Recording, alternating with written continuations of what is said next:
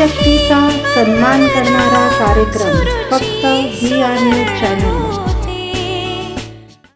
माजी रेल्वे कर्मचारी, national volleyball player, Marathi आणि हिंदी मधून BA तसेच गायनामध्ये विशारद आणि सध्या सोलापूर विद्यापीठातून योग डिप्लोमा करून योग शिक्षिका असा प्रवास करताना श्री शिवछत्रपती क्रीडा पुरस्कार तसेच हुतात्मा क्रीडा पुरस्कार मिळवणाऱ्या सौ धनश्री देशपांडे आहेत आज आपल्या नवदुर्गांपैकी एक. चला तर मग त्यांच्याशी मनमोकळ्या गप्पा मारूया.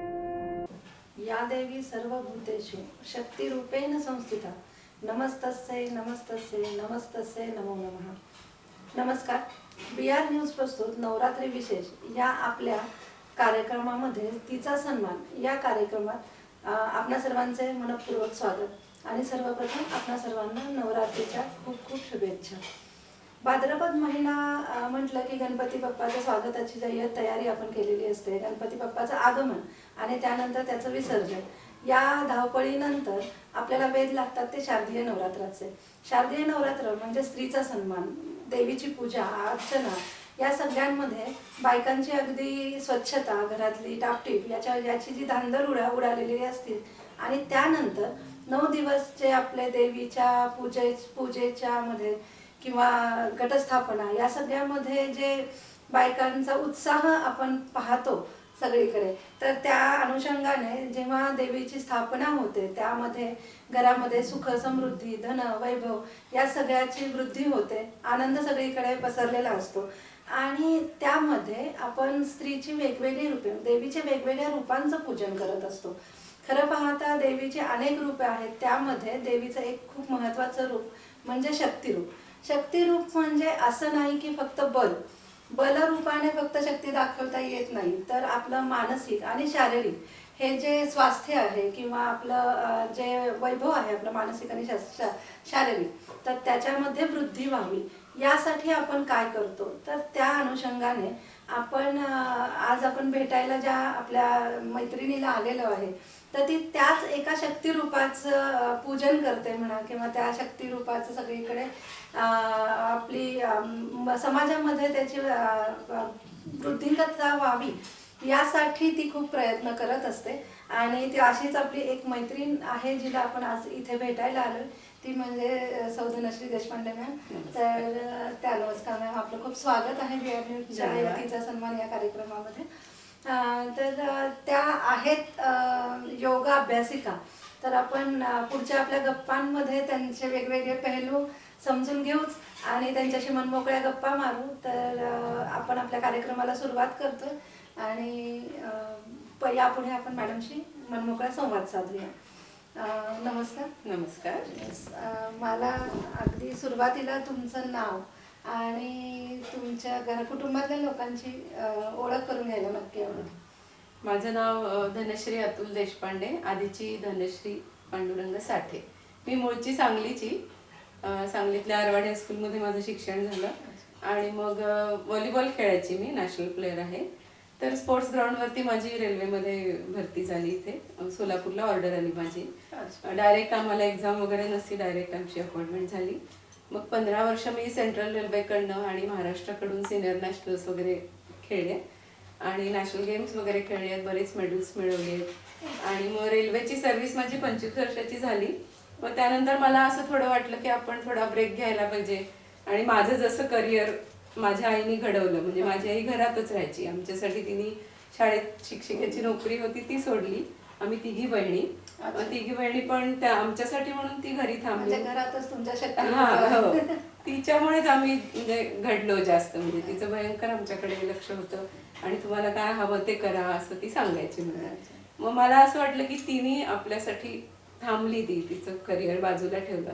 तर माझी पण झाली आता 25 वर्ष. आता मग मुलींकडे लक्ष द्यायला पाहिजे म्हणून मी VRS घ्यायचं ठरवलं, निर्णय घेतला आणि मग त्यानंतर मी मग योगाभ्यासाकडे वळले. की आता कुटुंबामध्ये तुमच्या कोण? तर आता म्हणजे लग्न झाल्यानंतर मी इथे सोलापुरात आले. माझे मिस्टर पण अतुल रवींद्र देशपांडे, ते पण क्रिकेट प्लेयर आहेत, रणजी खेळलेले आहेत ते. आणि इंडियन रेल्वेजकडनं पण रणजी खेळलेत आणि महाराष्ट्राकडून पण खेळलेत. आणि त्यांचे वडील पण क्रिकेट असोसिएशनचे सेक्रेटरी होते, रवींद्र देशपांडे, डॉक्टर रवींद्र देशपांडे. आणि हां, आणि माझ्या सासूबाई असतात घरी, आमच्याकडेच आहेत त्या. आणि मला 2 मुली आहेत. मोठी मृण्मयी देशपांडे, ती नॅशनल बॅडमिंटन प्लेअर आहे, इंटरनॅशनल मॅचेस पण खेळते. परवा श्रीलंकेला तिला ब्रॉन्झ मेडल मिळालं. आणि धाकटी पण बॅडमिंटन खेळते, पण तिचा जास्त कल आहे मेडिकलसाठी, ती तयारी करते. त्यामुळे अशा त्यांच्या तयारीसाठी मी आता त्यांना पूर्ण वेळ देते. म्हणजे एकंदरीत खेळीमेळीचं वातावरण हो. म्हणजे स्पोर्ट्स आणि शिक्षण असं हां, दोन्हीचं हां, आहे. अच्छा, तर मला एक समजून घ्यायला आवडेल की तुमचं जे माहेरी शिक्षण तर ते कुठल्या शाळेत झालं, कॉलेजचं शिक्षण कुठे झालं आणि तुमचं प्रॉपर प्रोफेशन म्हणजे आता सध्या तुम्ही काय करता? हां, माझं शिक्षण सांगलीतल्या गणपतराव बारवाडे हायस्कूलमध्ये झालं. म्हणजे 12वी पर्यंत मी तिथंच शिकले. माझे वडील पण त्याच शाळेमध्ये क्लार्क म्हणून कामाला होते. तर तिथं माझं शिक्षण झालं आरवाडे हायस्कूलमध्ये. आणि नंतर मग KWC म्हणजे कस्तुरबाई वालचंद कॉलेज सांगलीमधलं, तिथं मी BSc ला ॲडमिशन घेतली.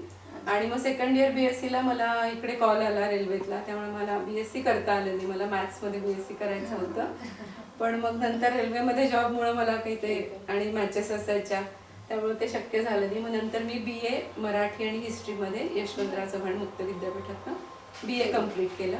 आणि मग त्याच्यानंतर 2007 साली मी माझं संगीत विशारदसाठी मी सुरू केलं. म्हणजे संगीताची पहिली परीक्षा दिली, म्हणजे सुगम संगीत गायचीच मी नेहमी.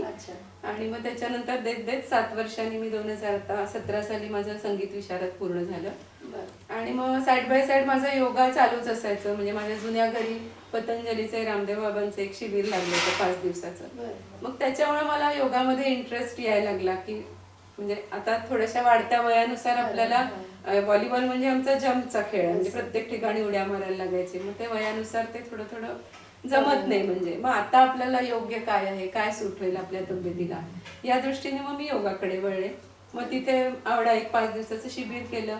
मग असंच आमच्या सोसायटीतल्या बायका जमवायची मी, आणि आम्ही टेरेसवरती योगा करायचो सकाळी 6ला उठून. आणि मग त्याच्यानंतर 9:30ला ऑफिसला जायचं. म्हणजे मग हे सगळं आता 25 वर्ष झाल्यानंतर मग माझा योगा डिप्लोमा करायचं मी ठरवलं. म्हणजे की आता आपण पण मग या योगाकडे वळावं असं तुम्हाला केव्हा आणि का वाटलं? का म्हणजे कसं झालं की ऑफिसच्या धावपळीमध्ये मला बाकीचा व्यायाम करायला वेळ मिळायचा नाही. आणि मग योगाचं असं असतं की तुम्हाला अगदी छोट्याशा जागेत पण तुम्ही करू शकता. त्याच्यासाठी मोठं ग्राउंड पाहिजे किंवा जास्त काही तुम्हाला फॅसिलिटीज पाहिजे.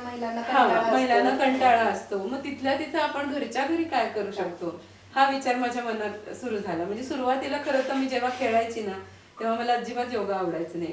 मला असं वाटायचं काय हळूहळू करतात असं, म्हणजे असं वाटायचं. पण मग जेव्हा मी करायला लागले आणि मग त्याचं मला फायदे व्हायला लागले स्वतःला, माझ्या तब्येतीमध्ये म्हणजे सुधारणा झाली. म्हणजे स्पोर्ट्स सोडल्यानंतर थोडीशी जाड झाले होते मी, म्हणजे वेट पुट ऑन केलं होतं मी बाळणपण, मग मुलींच्यात लक्ष असं करत स्वतःकडे माझं दुर्लक्ष व्हायला लागलं होतं. मग ते असं वाटलं की नाही आपण आता काहीतरी करायला पाहिजे. मग असं मला योगाकडे वळले. आणि मग त्याची इतकी आवड निर्माण झाली की म्हणजे मला असं मी सगळ्यांना सांगेन की बायकांनी म्हणजे 40 नंतर तर कंपल्सरी ते झुंबा वगैरे अजिबात काही कामाचं नाही आहे. आपल्या ऋषीमुनींनी जे एवढं आपल्यासाठी करून ठेवलेलं आहे, आपली संस्कृती जपण्यासाठी म्हणा, मग ते खूप आवश्यक आहे योगा. आणि त्याच्यामधनं तुम्हाला खेळाच्या म्हणजे व्यायामामधनं कसं फक्त शारीरिक आपल्याला फायदा होतो, मन आणि शरीर योग युजे साधते असं म्हणतो आपण. मग तन मन असं एकत्र ज्याची त्याचं म्हणजे संधी होते तो म्हणजे योगा. हे मला लक्षात आल्यानंतर की नुसतं शारीरिक श्रम करून आपल्या शरीराची झीज होते.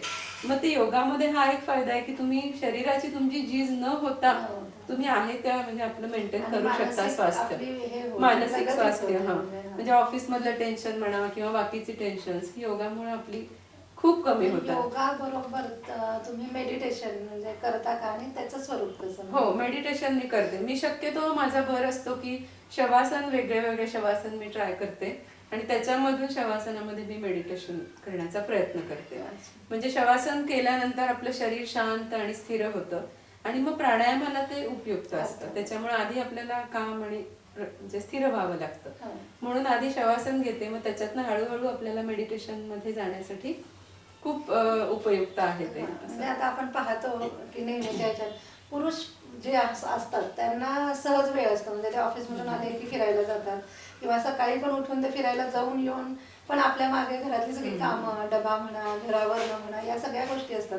तर त्यातून वेळ काढून तुमचं रुटीन कसं आहे, म्हणजे दिवसाची सुरुवात कशी होते, तुम्ही कशा पद्धतीने हे सगळं मॅनेज करता? सगळ्यात पहिल्यांदा मला इथं सांगावं असं वाटलं की मी हे जे इतर सगळे हे छंद जे काही मी शिकले ते करण्यासाठी मला सासूकडनं खूप सपोर्ट मिळाला. आणि मिस्टर पण माझे म्हणजे सगळी तयारी असते, तू जा, तुला कुठे काय करायचं ते कर, तू म्हणजे तुझी आवड आहे तर तू कर, मी घरचं बघतो. म्हणजे अगदी ते स्वतः म्हणजे भाज्या बिज्या पण सगळ्या म्हणजे मुलींसाठी सगळा वेळ देतात. म्हणजे असं आमच्यात काहीच नाही की मीच करून जायचंय, मला सगळं आवडून बाहेर जायचंय. दोघंही आणि काम करत हा, असल्यामुळे ते पण स्पोर्ट्समन असल्यामुळे त्यांना पण स्पोर्ट्स मधल्या सगळ्या माहिती आहेत. मुलगी पण खेळते, त्याच्यामुळे मुलीची काळजी घेणं, तिच्या बरोबर मॅचेसला जाणं, हे सगळं ते सांभाळतात. आणि मी इथे असते, मग सासूबाई पण खूप मला मदत करतात.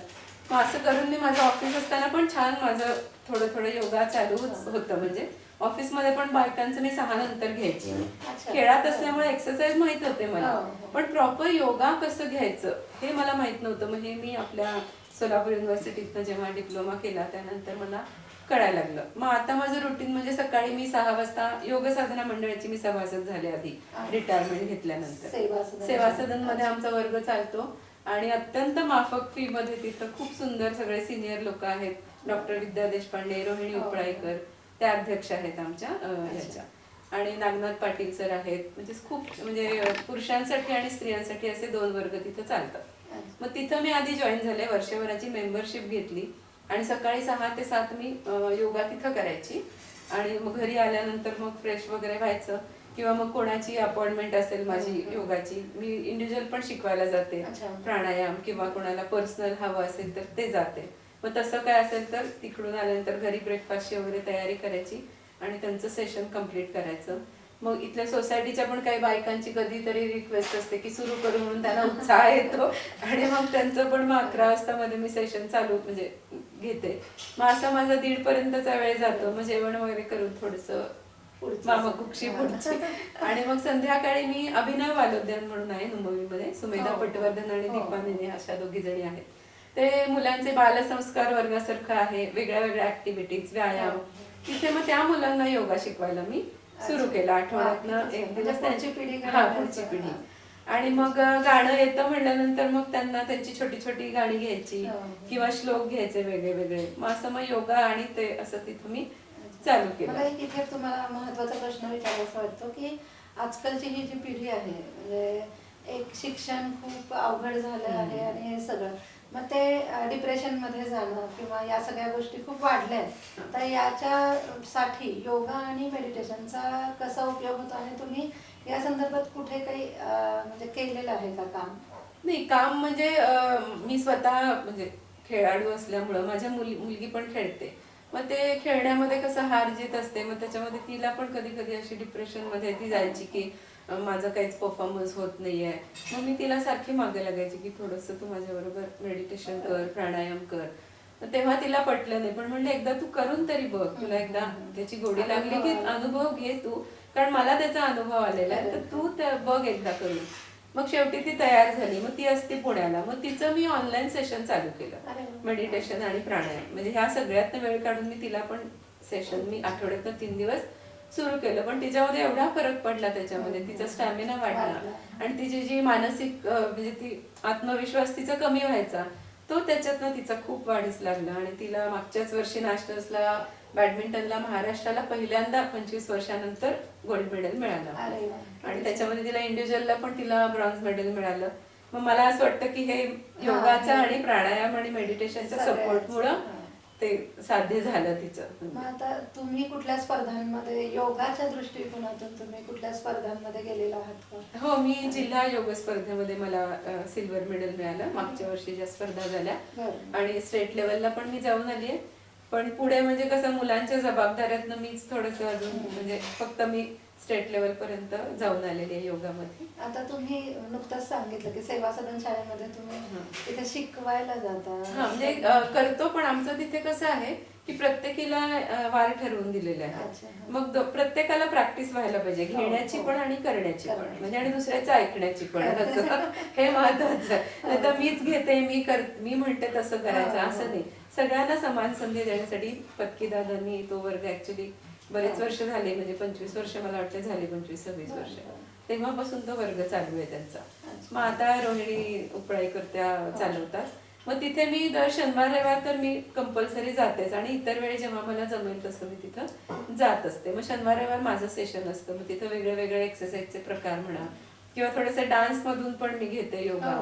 डान्स योगा पण आमचा असतो. मध्यंतरी मी तेच तुम्हाला आता विचारणार होते की नृत्य आणि योगा असं काहीतरी तुमचं ऐकण्यात आलेलं होतं, त्याबद्दल नाही, असं आम्ही एकदा योग दिनाच्या वेळेला आमच्या रोहिणीताई म्हणाले की आपण काहीतरी वेगळं करूया.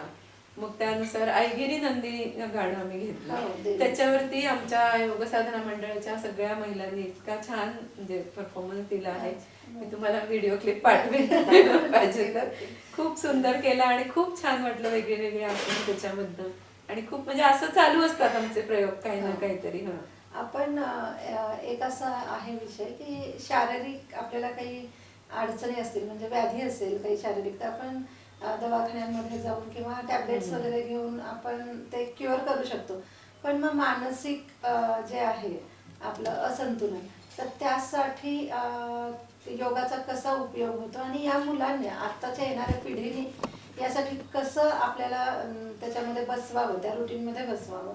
म्हणजे आजकाल वेळ नाही, म्हणजे IT क्षेत्र असू दे किंवा शिक्षण क्षेत्र असू दे, तर ते जे हेक्टिक शेड्यूल झाले त्यातून वेळ काढून त्यांनी कसं आपलं मानसिक स्वास्थ्य जपावं. कारण त्यासाठी काउन्सिलर्स आहेत, पण तिथे शेवटी कसं आहे की ते प्रोफेशन झालं, ते प्रॅक्टिकली झालं. पण हे आपण कसं करू शकतो याबद्दल म्हणाला. आता तुम्ही आता जे म्हणालात वेळ नाही वेळ नाही, आणि हीच मुलं म्हणजे आत्ताची IT मधली किंवा कुठल्याही क्षेत्रातली काउन्सिलर कडे जातात, भरमसाठ फीस देतात, तिथे वेळ देतात, आणि तो काउन्सिलर त्यांना मेडिटेशनच सांगतो परत पुन्हा. म्हणजे फिरून परत आपल्या इथे चाललं ना, आपल्या संस्कृतीच्या इथे चाललं. मग ते माझ्या मुलीला पण हेच नंतर असं लक्षात आलं की नाही बाबा, हे पण तेच आहे आणि आपली आई पण तेच सांगते. त्यामुळे मला असं वाटतं की त्यांनी म्हणजे तरुण मुलांनी एकदा तरी त्याचा चव चाखायला पाहिजे, त्याची त्यांना आपणच त्यांना चव द्यायला पाहिजे आई वडिलांना. त्यामुळे मग ते माझं असं म्हणणं आहे की वेळ काढून तुम्ही थोडासा वेळ, मोबाईलचा वेळ कमी करा, कम्प्युटरचा वेळ कमी करा, आणि तोच वेळ तुम्ही थोडासा एक 15 मिनिटं जरी तुम्ही थोडंसं डीप ब्रिदिंग जरी केलं, आपल्या म्हणजे श्वासावरती लक्ष देऊन. कारण आपण नेहमी कसं कॅज्युअली श्वास घेतो आणि सोडतो, पण तो श्वास घेतानाच्या होणाऱ्या हालचाली त्याच्यावरती जर लक्ष केंद्रित केलं, ती स्पंदनं जी असतात ती म्हणजे ओंकाराची स्पंदनं, ओंकाराची साधना, तर ती हळूहळू डीप आहे. पण सुरुवातीचं बेसिक म्हणजे दीर्घ श्वास आणि दीर्घ उच्छ्वास, आणि तो श्वास घेताना आपल्या शरीरामध्ये ज्या काही हालचाली होत आहेत त्याच्यावरती लक्ष दिलं की आपोआपच आपले तेवढा 15 मिनिटाचा वेळ तरी आपण बाकी जगाचा काही विचार करत नाही, की आपला श्वास कसा चाललाय, म्हणजे श्वास घेतलं की पोट फुगतंय, श्वास सोडलं की पोट आत जातंय, याच्याकडे आपण कॉन्सन्ट्रेशन केलं की आपोआपच बाकीचे सगळे विचार आपले हळूहळू विरघळायला जातात आणि आपण हळूहळू शांत होतो. मग 15 मिनिटं जर आपण केलं प्राणायाम किंवा मेडिटेशन, तर त्याचा एवढा फायदा होत असेल तर जर आपण अर्धा तास केलं, किंवा योग निद्रा सारखे प्रकार आहेत. योग निद्रा मी धनंजय दादांकडे मी नेहमी म्हणजे असलं की मला जेव्हा वेळ असेल तेव्हा मी योग निद्राचं सेशन घेते, त्यांचं 5 दिवसाचं. खूप सुंदर अनुभव आहे त्यांचा. म्हणजे सगळे आपले ताण, आपल्या चिंता, असं वाटतं की काहीच नाहीये आपल्याला म्हणजे. आणि योगामध्ये आपल्या नेहमी म्हणजे आम्ही शवासनामध्ये एक सांगतो की मी निरोगी आहे, मी स्वस्थ आहे. हा जो पॉझिटिव्ह विचार जो आहे की नेहमी की असा विचार करायचाच नाही की मी आजारी पडले तर काय, मी पडणारच नाही, कधी आजारी पडणारच नाही. मी योगा करते, मी प्राणायाम करते, मला काही होणार नाही.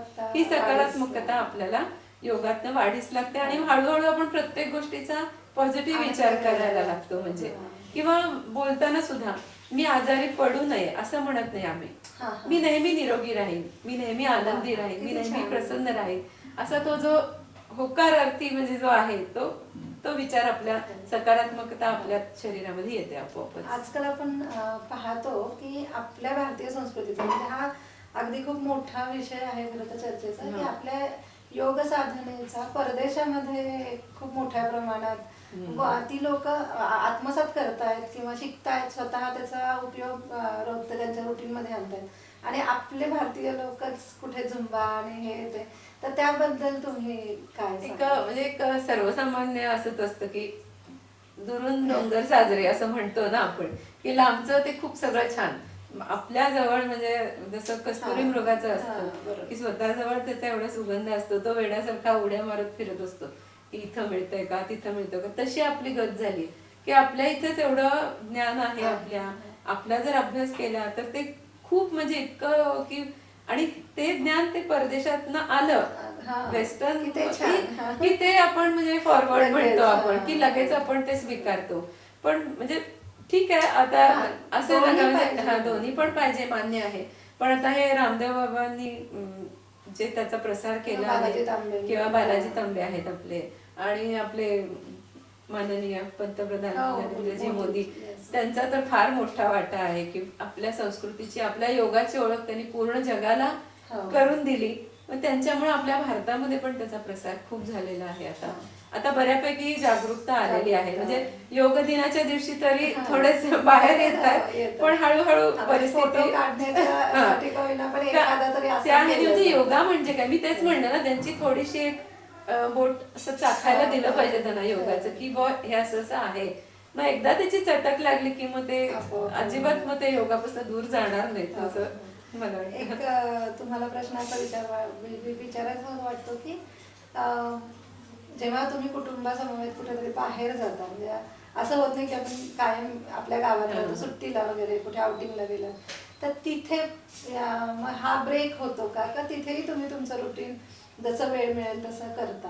हो, नाही आता कसं आहे, मला असं वाटतं की आपण एखादी कुठली तरी गोळी आपण असते, डॉक्टर सांगतात की ही गोळी तुम्ही रोज घ्यायलाच पाहिजे असं सांगतात. मग तेव्हा मी असा विचार करायला पाहिजे सगळ्यांनी की गोळी जर रोज खायला लागते आपल्याला, तर व्यायाम पण रोज केला पाहिजे, योगा पण म्हणजे गोळी खालीच पाहिजे. हा म्हणजे ती व्यायामाची गोळी, योगाची गोळी आपल्याला घ्यायलाच पाहिजे. मग ते कुठल्याही स्वरूपात, मग समजा बाहेर गेलो आपण तर वेळ नसेल, मग आपण वॉकिंग करत जायचं, शूज घालायचे, छान आपले हिरवागार निसर्ग बघत त्याच्या सानिध्यात चालणं, हे पण खूप सुखद असतं. म्हणजे तो पण एक प्रकारचा मेडिटेशनच आहे. एकटं मस्त चालायचं छान रस्त्यावरनं, हिरव्यागार डोंगर रंगातनं छान फिरत जायचं, पक्ष्यांचे आवाज ऐकायचे, स्वतःचीच बोलायचं. म्हणजे हा जो निसर्गातले जे वेगळे वेगळे आवाज आहेत, पाण्याचा आवाज आहे, पक्ष्यांचा आवाज आहे, ते जे संगीत आहे नैसर्गिक, ते पण एक प्रकारचं मेडिटेशन आहे. आणि तेच मेडिटेशन आपण योग निद्रेला वगैरे बरेच वेळेला तेच लावतो आपण. पण ते जर नैसर्गिक जर ऐकलं, तर त्यामुळे मी बाहेर जरी कुठे गेले तरी शक्यतो मी चुकवत नाही. म्हणजे काही ना काहीतरी थोडंफार, म्हणजे समजा रोज जर 1 तासाचं माझं सेशन असेल तर मी 15 मिनिटं 20 मिनिटं तरी करते. आणि जे माझ्या बरोबर आहेत त्यांनाही बसवते समोर आणि त्यांनाही करायला लावते.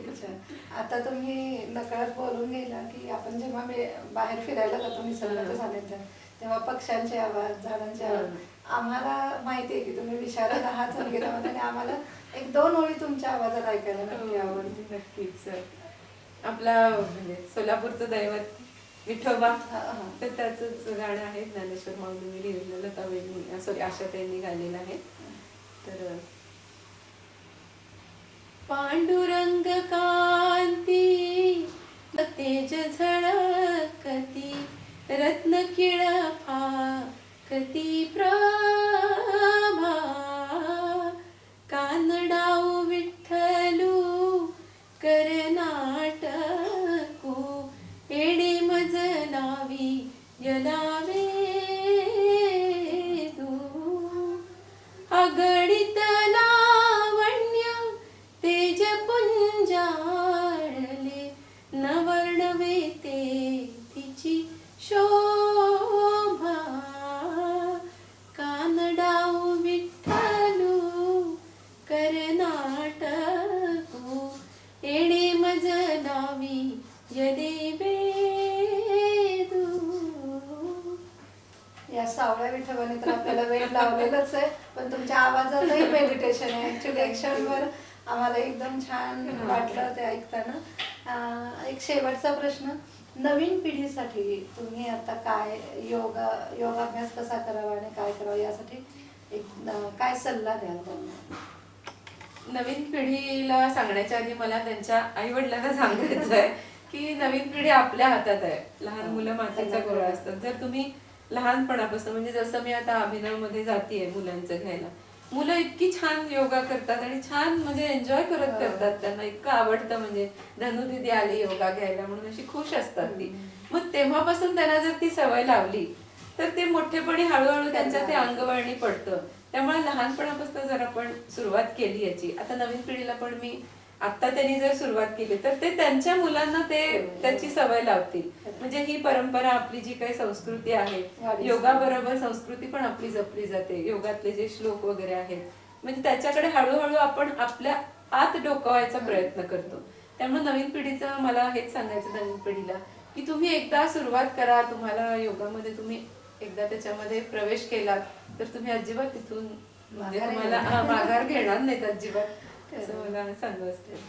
अगदी धन्यवाद. खूप छान गप्पा झाल्या, मन मोकळ्या झाल्या. इथे येण्याआधी आम्हाला असं वाटलं होतं की आपण म्हणजे आम्हाला 2 व्यायाम करावे लागतील की काय आमच्याकडे, पण ते खूप छान. आम्ही नक्कीच तुमचा ग्रुप जॉईन करू आणि तुमच्यासोबत योगाभ्यास करण्याचा प्रयत्न करू. तर अशा पद्धतीने आपण आज धनश्री देशपांडे मॅमना भेटायला आलेलो होतो. खूप छान त्यांनी त्यांचे सगळे पैलू आपल्या पुढे मांडलेले आहेत आणि यातून आपल्याला एक लक्षात असं आलेलं आहे की स्त्री ही किती वेगवेगळ्या क्षेत्रामध्ये स्वतःला सिद्ध करू शकते, किती वेगवेगळ्या पद्धतीने ती सगळ्या गोष्टी म्हणजे आपलं घर, कुटुंब, मुलं या सगळ्यांकडे लक्ष देत देत समाजासाठी आणि स्वतःसाठी असं किती पद्धतीने ती कार्यरत राहू शकते. आणि आपल्या हे थोडक्यात स्त्रीच्या शक्तीचं प्रदर्शन आहे, तिच्या मानसिक आणि शारीरिक शक्तीचं प्रदर्शन आहे. तर एवढंच मी म्हणू शकेन की स्त्री ही नेहमी पूजनीय होती, पूजनीय आहे आणि पूजनीय राहणार. तर असं नवरात्र उत्सवात आपण स्त्रीच्या वेगवेगळ्या रूपांचं दर्शन तर घेणारच आहोत, वेगवेगळ्या पद्धतीने त्यांना भेटणार आहोत. तर पुढच्या कार्यक्रमामध्ये अशाच एका नवीन रूपाला आपण भेट देऊया आणि आजचा कार्यक्रम आपण इथेच थांबूया. धन्यवाद. मी पण तुमच्या न्यूज चॅनलची खूप खूप आभारी आहे. मला इथं बोलण्याची संधी दिली, व्यक्त होण्याची संधी दिली. मला खूप काही बोलायचं असतं पण आता वेळ कमी आहे म्हणून खूप कमी बोलली आहे मी आज. आणि खूप खूप धन्यवाद मला इथं बोलवल्याबद्दल. स्त्री शक्तीचा सन्मान करणारा कार्यक्रम फक्त VR न्यूज चॅनल.